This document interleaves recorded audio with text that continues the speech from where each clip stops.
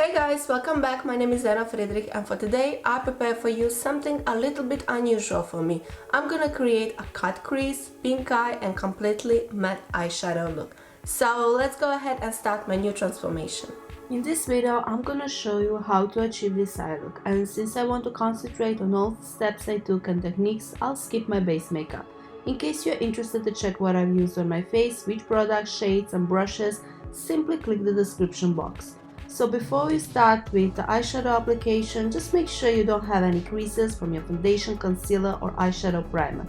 I decided to cut crease for today's look, so I picked dark purple shade from ZULU palette. In this tutorial, I'll be using ZULU and the DOUCE palette from JUVIA'S place. If you have similar shades, you can grab whatever eyeshadow brand you have.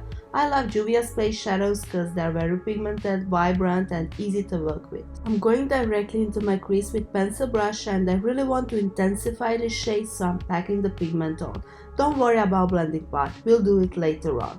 On a small blending brush, I'm taking this magenta shade from the DOUCE palette and carefully packing it on the outer edge of that purple shade. This shade will help me to blend that dark purple into my skin. Take your time with blending. This is not a quick look, you're about to achieve in like 15 minutes. This type of cut creases usually take a lot of time, especially if you're working with dark colors. And I'm adding more of that magenta pigment, blending and adding more. Then I decided that instead of rounded shape, I kind of wanted to create cut eyes, so I took medical tape. This will help me to achieve that straight sharp line both for my eyeshadow and eyeliner later on. You don't have to buy medical tape for this purpose, you can simply use a piece of duct tape or sellotape. Once I applied tape on the corners of my eyes and adjusted them to create very high and dramatic lines, I'm gonna diffuse the edges with a clean blending brush. You can see the difference this technique does.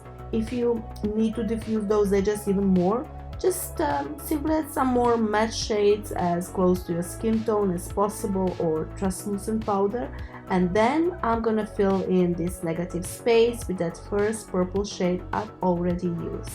You want the cut crease to be dark and intense, so don't hesitate to add additional layer, but don't forget to blend it. Once I'm happy with the opacity, I'm gonna add some warmer corally pink into my crease just to make it a little bit warmer. I want this look to lean more on a pinky than cool tone purpley side. So I took this beautiful coral shade from ZULU palette, and again with a small blending brush, I'll be adding this in between of that dark purple and magenta shade. You don't have to do this if you're satisfied with purple tones. I just prefer warm tones in my crease. And you want to make sure that everything is properly blended before we start with cutting the crease. So I'm going with clean blending brush, this time a bit smaller brush, and I'm going all over the edges. I'm trying to show you the difference between warm and cool tone crease and blended versus unblended crease. If you have some other technique or tools you like to use to cut the crease, just go ahead and do you. I like to use tiny liner brush and concealer. This one is HD concealer palette from Freedom Makeup in shade Fair Medium, and I'm taking one of the lightest shades. Once I'm done with the shade, I'll tap it carefully with my finger just to press it into my skin and remove any unnecessary layer of concealer. Then with a small flat brush, I'm taking the lightest matte pink shade I'm about to use today and carefully pressing it onto the inner part of my lid. Again, I want it to look opaque, so I'm adding a lot of pigment. Next shade I'm about to place right next to this one is that same corally pink from ZULU palette I used to warm up the crease. This shade is really pretty.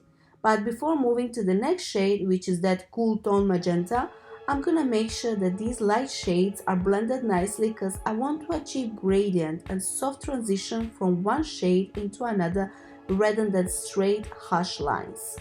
I'm repeating the same process with magenta shade from the DOUCE palette, blending both of the shades together, and then on the very corner of the eye, I'm adding more of that purple. The more time you spend blending, the better it's gonna look at the end. You can totally skip the wing, or you can add pink eyeliner, you can add like a glitter ring or glitter line in your crease to make it pop even more. It's totally up to you. I like this matte look, so I decided to keep it this way. You can also drag your eyeshadow very low on your lower lash line. That would look even better on a rounded shapes, not that much on a cat eye shape I'm about to do. But the point is, you can switch up and do things differently. You don't have to follow my tutorial exactly as I'm showing you. And now I'm gonna remove the tape, correct it with concealer, finish my base makeup, and I'll be back to show you how I finish this eye look. With this precise eyeshadow brush, I'm starting in the outer corner and the darkest shade. First I'm going with dark purple close to my lash line, then with that magenta shade, but I won't drag any of these shades low. And finally, with the lightest pink, I'm going into my inner corner, leaving a small gap untouched. In my inner corner, I want to draw a small wing with this beautiful duochrome white shade which has a pink shift. It's a gorgeous highlight shade. And I'm using this tiny precise brush to add it into my inner corner. It's so beautiful. To finish this look, I'm using mascara, and this one is So Volume Noir from Guerlain and lashes from Second Guessing in style Loud Revenge, and I've used them like 20 plus times and I love them. The case looks gross, but they're still beautiful. Let me just show you what a difference a lash can make.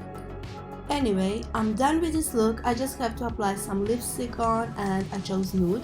This one is from LA's Plus shade Infectious, but a vibrant pink would look amazing as well. I really hope you like this look. If you do, don't forget to click the subscribe button. It doesn't cost you anything and it means me a lot.